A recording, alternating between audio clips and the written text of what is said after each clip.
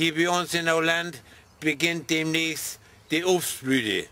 Das geht ja mit der Kirschblüte los, aber im Moment kann man da noch keine graue Prognose sagen. Das wird bestimmt noch 5 Wochen dauern. Aber verzeiht euch nicht ob die Kirschblüte.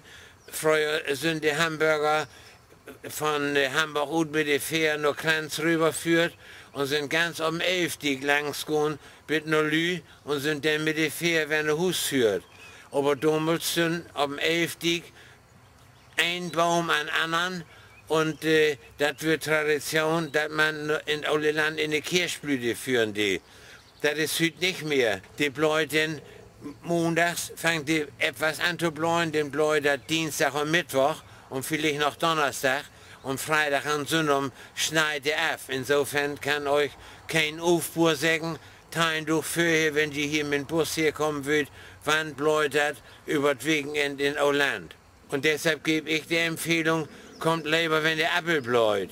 Denn die Kirschen bläut bloß eine Woche oder ein paar Tage länger, aber der Apfel, die bläut 3 Feierwochen.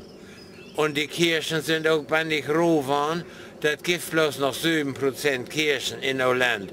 Das andere sind Äpfel und Beeren und Plummen und keine Kirschen. Und die Kirschen sind früher immer dicht wie ein Haus wehen. Das hat auch damit zu tun, dass die Sprayen so schlimm werden und die wegzuheugen.